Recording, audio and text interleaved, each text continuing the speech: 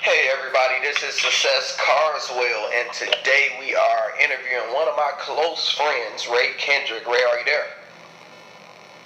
Yes, sir. I'm here. Perfect, man. It's good to be able to contact you and talk to one of my brothers. First thing I want to ask you, because you're known as Raytime Playtime, the hashtag has been seen all over Instagram, all over social media. What exactly is Raytime Playtime? What's that hashtag about? Alright, so Raytime Playtime actually came about a year ago. I was actually interested in doing stand-up comedy, so I kind of posted on my Facebook, I'm trying to come up with a hashtag that can be catchy, that I can kind of put with all my posts. So I had a few people make a post, and one friend made a post with Raytime Playtime, and I was just like, it's catchy, it rhymes, and it goes good together. So that's kind of how it came about. And pretty much anytime that I'm going somewhere, hanging out with some friends, having a good time, I just put the hashtag there so people kind of follow where I'm going, and it's easier to track if you just click on the hashtag. And that's one thing I love about the hashtag, because whenever you click it, it's always fun pictures. It always something exciting. You being in Cancun, you being in Puerto Rico, you being out the country, just having a good time. So that's definitely a good hashtag. So I like that. Now, my next question I would like to ask: how long have you been with the airline industry, and give us an idea of your journey? Because some people have it very easy, where it's a breeze their first time, or some have to go through a little struggle. Tell us about your journey. So my journey started 10 years ago. August 6th actually was 10 years. I started off on the ramp. And back in 2007, when I got hired on, it was pretty simple. I called the 1-800 number, did a phone interview, and got hired over the phone same day. So this was pretty much after the airline was coming out of bankruptcy, so they were just pretty much just hiring anybody as long as you could pass the background check. Now this was for the to be a flight attendant, or for the ramp? For the ramp. Okay.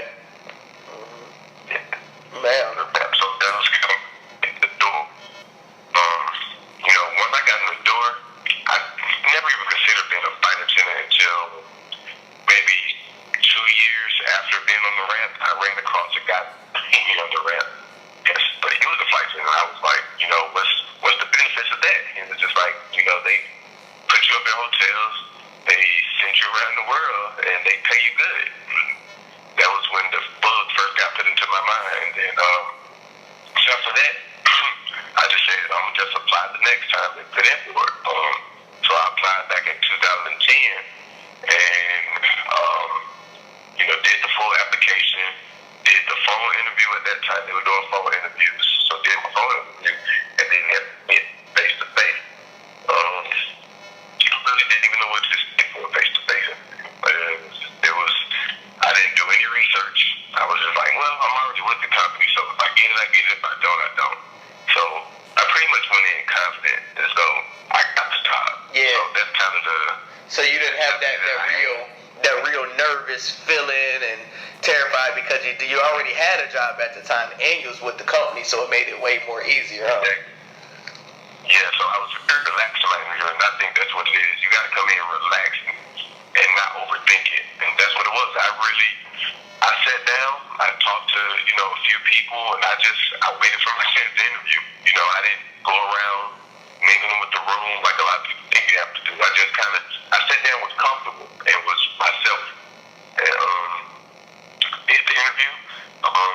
They did do an American Idol thing, get you up, say, hey, you got the job, and I got the job, man, and wow. That's who I am now.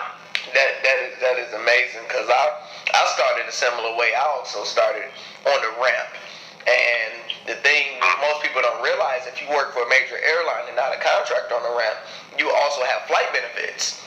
And once you get those flight benefits in your system, you're gonna miss them. Because I was with the ramp, and I had stopped with them for a few years, but I never forget how it felt to have those benefits. So yeah, man, this is good. We had similar beginnings. So now you also have a son, correct? Yes, sir. What's his name? His name is Anthony. He's 7 years old. Anthony is 7 years old. Now, having a 7 years old, because you've been with the airlines, what, 6 years? Well, a flight attendant. So Yeah, 6 years as a flight attendant. So you've been doing this basically as long as he's been born. Talk to me about having a son, having a kid in this industry. Can you elaborate, like, with the pros, the cons? Do you recommend it? Let me get some insight. So starting off, with being very junior, you will miss a lot. Especially when he was young, I did miss a lot. Because I was working weekends, so I missed his first step. I missed his first day of school. Became, being junior and the schedule that I get old, you miss a lot of those things. But if you stick through it and you have a good support system, you'll see the benefits later. His mom has been very supportive, and she's never held me back or kept me from trying to do this job. So she's been very supportive with helping with the situation. My mom has helped. Her mom has helped. Just my family all together, like they've all been very helpful like that. Like, as long as you're going to work, if you need somebody to watch, we'll watch. So I really never had to pay for a babysitter. That's amazing. Because I always tell people so you can do it if you have a strong support system. If it's just you and your kid and grandma, it's going to be hard. You need a strong team, because what they say, it takes a village to raise a child. So that's definitely good. Yeah, you need that village. Yeah. So to switch to switch the tone a little bit. Now, in this industry, because I'm also a straight heterosexual male, and you're a straight heterosexual male, I want to know, since this industry, it have majorities females, because it started off as a female industry. That's why we always still get called stewardess instead of a flight attendant. And you have a lot of homosexuals that is in this industry. So you becoming one of your main jobs where it's so different, how do you feel that affects you, and what's your thoughts of being a straight male in this type of industry? It was actually difficult at first for me, because I was never, I actually had never been around, a big homosexual community. I knew about it, but I had never been really just immersed in that community. So it was difficult at first, and just getting comfortable to be around people that, I wasn't typically around. It starts off initially, everyone thinks that you're gay automatically. When they meet you, that's just like. So, I had to step back and, and just deal with it and just let them know, like, no, that's not for me. So, now it's actually easy, get comfortable doing it, and just people are people. So regardless of their, sexual preferences, people are people. So, you can't judge somebody else that. So that's why I don't think about that anymore when I'm working. As far as, just working with the women, starting off, it seems like, there's not a lot of straight guys. There's a lot of single women, have your share. It work out to your benefit, man. It work out to your benefit. Yeah, so, when you're young and in this industry, of course that crosses your mind, and it's there.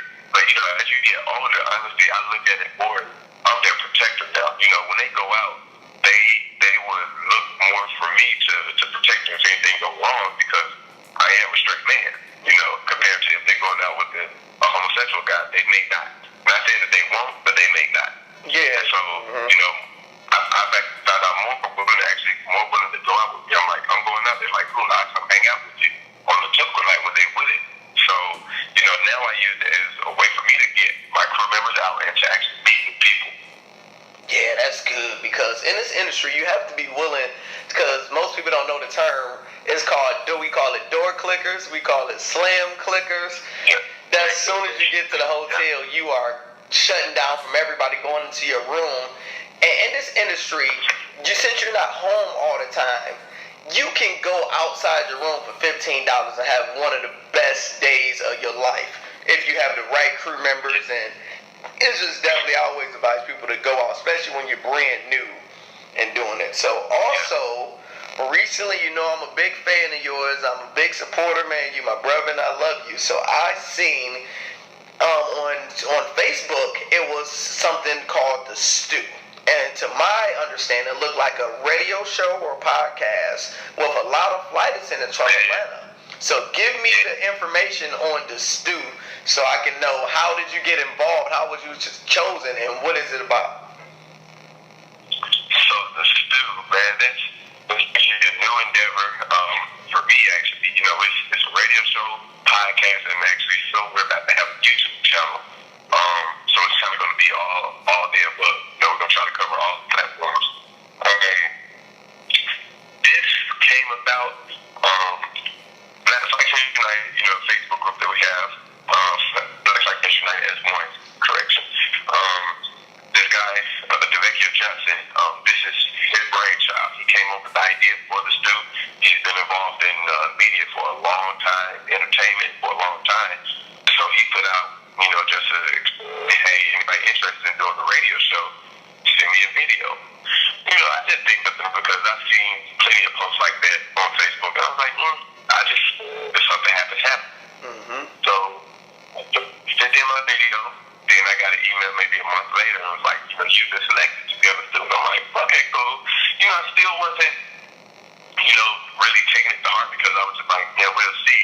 But once the email started coming through, and like I really started seeing his vision, and he actually sent out contracts, and I'm like, no, this is legit. Like it wasn't just something made up. Like we signed contract. You know, I'm like, okay, this is legit. He handled his business and did it professionally. That's good. Exactly. So when we all met up, you know, we all got together. It's 10 flight attendants, and we all got together. We all just clicked immediately, you know, and like it's been so easy to work with this group. So far we've done 2 live radio broadcasts, and you know, just the vibe is great, man. I've always wanted to do something in radio, but I just never thought it was really gonna happen. I had never pursued it, so when it came about, I was just like, man, I get to do this. So you know, I'm very interested in it, and it's you know, it's The Stew Live. We do it every Tuesday, 6 p.m. Eastern Standard Time. You can check out the Facebook, the Instagram. It's The Stew Live. It's as simple as The Stew Live. The website is thestewlive.com. You can check that out. You know, we have our bios on the website, so you can read the bios for the whole cast and crew. You can actually hear some of the old shows on the website as well. We have a TuneIn radio station, Vecchio Live Radio, and we try to move up. You know, just after the radio show we did today, we actually about to go to Vegas and go see this musical. I don't want to get the name wrong, but I want to call it The Flight Attendant. It's called The Flight Attendant, the musical. Mm-hmm. It's written by a flight attendant. It's having a musical in Vegas. We're actually going to go out there and interview the cast. I know that's coming out September 22nd and 23rd. That's amazing. That's the actual live showing in Vegas. That is amazing. You guys are doing stuff like this and moving forward. I love celebrating other people's success.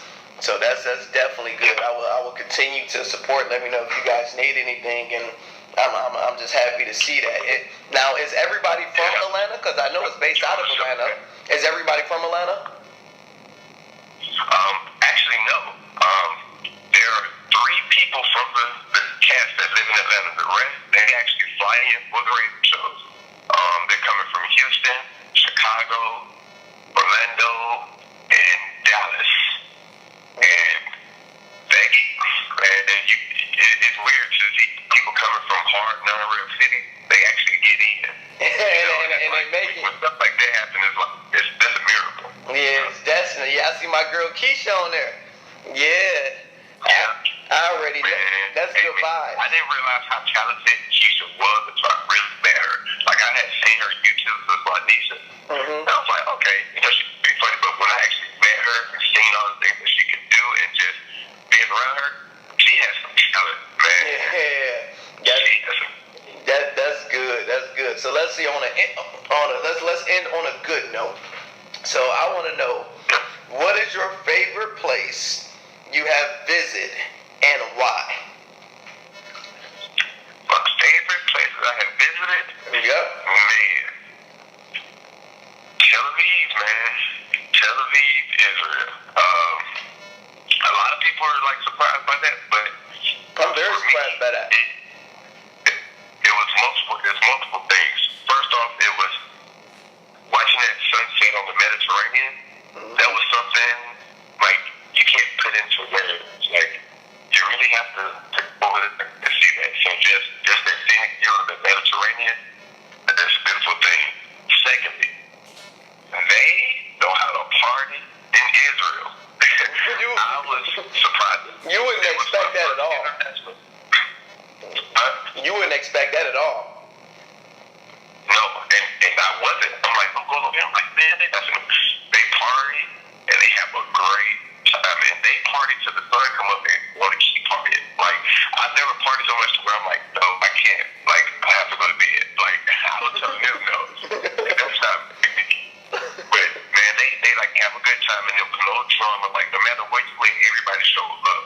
Like, it was just very welcoming. You know, it was just like, man, I had a great time. Like, I still want to go back. Man, it's a beautiful country. The people are nice.